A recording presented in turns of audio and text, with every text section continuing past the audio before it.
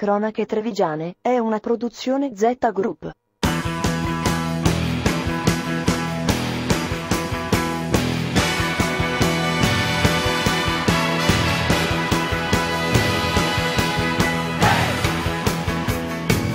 Un programma in collaborazione con Un'Industria Treviso, Provincia di Treviso, Casatella Trevigiana DOP, Gruppo APOVF. Comincia una nuova puntata di Cronache Trevigiane. Di cosa vogliamo parlarvi quest'oggi? Di banche e giovani. Siamo giunti all'assemblea del Super G, qui c'è il presidente del Super G, Valentina Cremona, che io saluto e soprattutto chiedo a lei che cos'è il Super G. Il Super G è un coordinamento trasversale di imprese e di professionisti, nello specifico ci sono i giovani imprenditori di Confcommercio, Confartigianato, ANCE, Un'Industria, Coldiretti e poi giovani professionisti dei commercialisti e gli avvocati.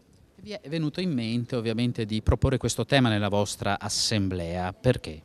Perché l'anno scorso abbiamo fatto un'indagine curata dal professor Filippi che ha dimostrato che il problema più sentito dai giovani imprenditori e professionisti è quello del credito, perché tutti noi possiamo avere delle buone idee, ma poi se non siamo supportati anche economicamente con delle risorse non possiamo portarle avanti.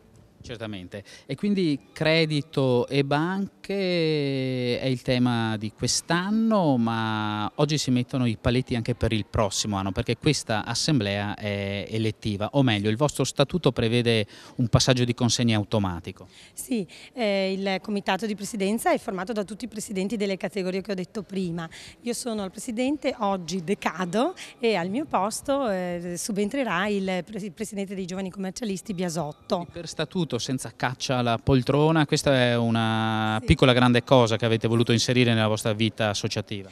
A mio parere è un meccanismo molto democratico, nel senso che ogni presidente dura in carica un anno, viene eletto già il vicepresidente che sarà, per garantire la continuità, il presidente dell'anno successivo e così via.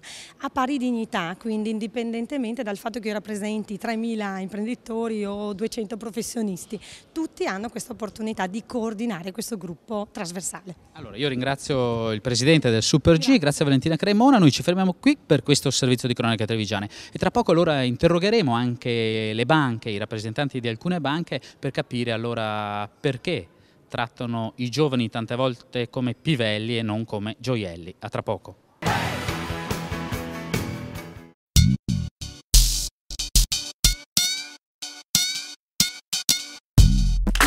Che fare dei tralci della vite? A questa domanda si è cercato di dare una risposta in occasione dell'incontro tenutosi a Fossalta-Maggiore presso l'azienda agricola Cescon. Un incontro che ha visto protagonisti esponenti di Veneto Agricoltura, Cravit di Conegliano e Ministero delle Politiche Agricole e Forestali impegnati in un progetto di valorizzazione dei sermenti viticoli. Non degli scarti, sostengono i ricercatori intervenuti alla conferenza, ma potenziali risorse energetiche.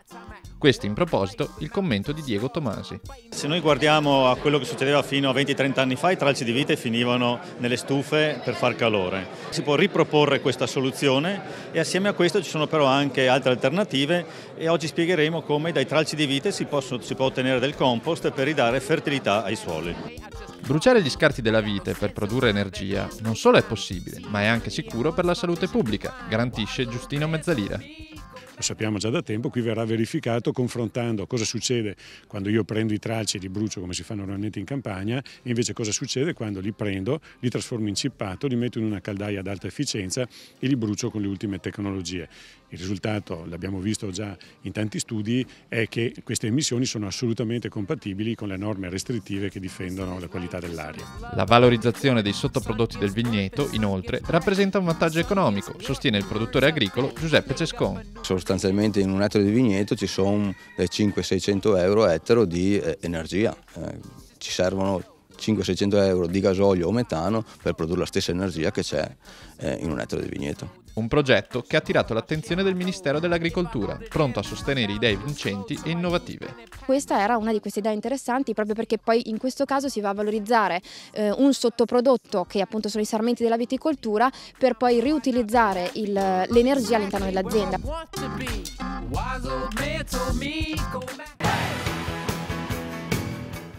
Banche e giovani, dicevamo il credito che non c'è, questo interrogativo posto nell'assemblea del Super G, ovvero di tutti i giovani imprenditori e professionisti che hanno creato questa associazione per creare opinione, per lavorare insieme, questo interrogativo ovviamente è stato posto anche al sistema bancario e creditizio. Qui vicino a me un esponente autorevole di tutto ciò, ovvero Nicola Di Santo, presidente di una BCC, del Credito Trevigiano.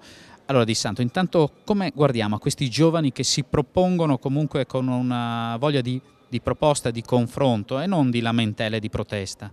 Io penso che prima di tutto quello che conta è l'idea, e quindi il fatto di avere idee, di proporre e saperle proporre.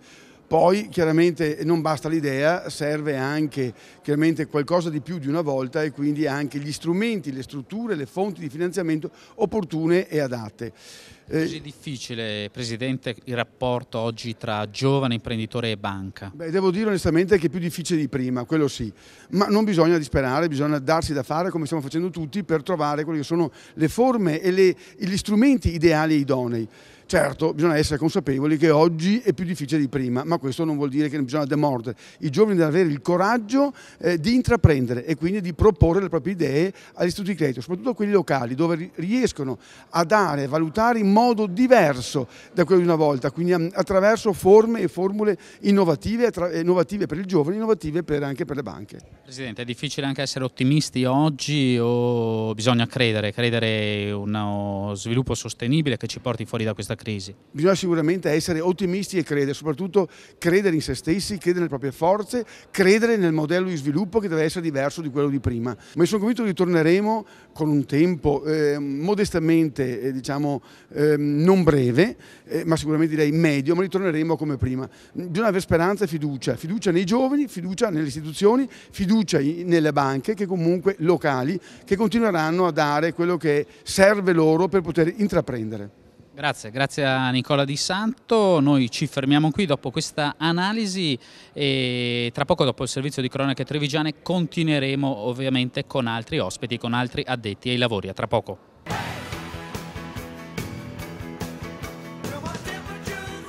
Galan pieno sostegno alle misure per il settore suinicolo. Moria delle api e OGM, non c'è alcuna relazione. Quote latte, chi non ha rispettato le regole ha già iniziato a pagare. Queste le cronache dal primario di questa settimana. Il ministro Galan commenta la proposta di sostegno al settore suinicolo, emersa durante il Consiglio europeo dei ministri dell'agricoltura, tenutosi a Bruxelles il 24 gennaio scorso. Sosteniamo con forza le misure per far fronte alla crisi del settore suinicolo proposte dal Belgio e appoggiate all'unanimità da tutti i membri del Consiglio agricolo europeo. La crisi di questo comparto si fa sentire anche nel nostro paese e non da oggi. Sicuramente una misura che verrà al più presto messa in campo sarà l'ammasso privato delle carni suine, che certamente rappresenterà un primo sollievo per i nostri produttori. Nel corso del Consiglio europeo dei ministri dell'agricoltura è stata presentata la comunicazione relativa alla salute delle api. A tal proposito il ministro Giancarlo Galan ha dichiarato: in Italia abbiamo sospeso l'utilizzo dei neonicotinoidi per la concia del mais, nell'ipotesi che essi potessero essere alla base della moria delle api. Una cosa però è certa, come dimostra la relazione presentata qui alla Commissione europea. Sicuramente gli OGM non hanno nessun rapporto con questa moria. Il ministro Galan è intervenuto alla fiera di Cremona sul tema delle quote latte. Nella terra in cui si produce il 10% del latte totale italiano, è inevitabile parlare di queste quote. La questione è risolta, tutti coloro che non erano in regola con i pagamenti delle quote hanno ricevuto un'ingiunzione. I pagamenti hanno avuto inizio. Abbiamo risolto un problema che durava ormai da decenni, tra false promesse e rinvii che hanno riguardato tutti, governi di centrosinistra e governi di centrodestra. Ce l'abbiamo fatta, ma non senza dispiacere, perché certo non è bello sapere che molti uomini e donne sono stati messi in difficoltà, uomini e donne che per anni sono stati ingannati.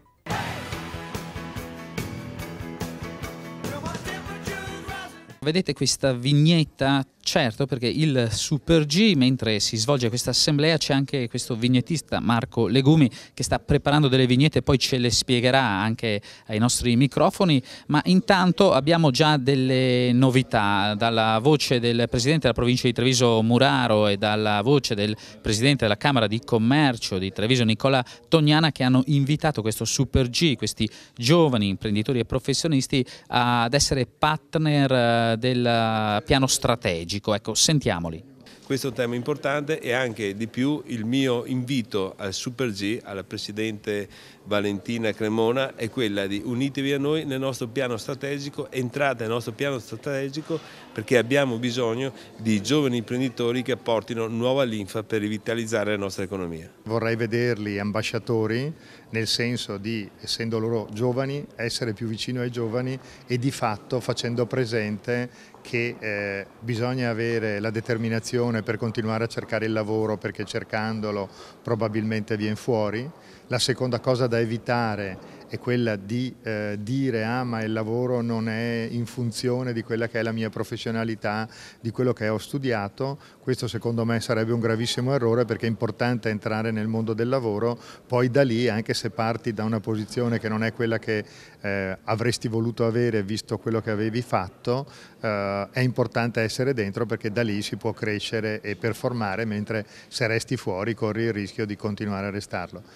Ho la netta sensazione che molti vorrebbero trovare il lavoro soltanto vicino a casa per restare vicino agli amici, all'amorosa, al moroso, mentre purtroppo la situazione che stiamo vivendo non soltanto in Italia ma un po' in tutti i paesi del mondo diversi dai paesi emergenti è che il lavoro bisogna prenderlo dove c'è, e quindi ci vuole questa flessibilità, questa voglia, questa determinazione di andarlo a prendere anche se non è così vicino a casa come vorremmo. Se coglieranno questa opportunità i giovani di Super G, e mi è sembrato dai ragionamenti successivi della Presidentessa che si andasse proprio in questo senso, credo che si potrebbe fare qualche piccolo passo avanti, e un passo avanti è sempre meglio che stare fermi.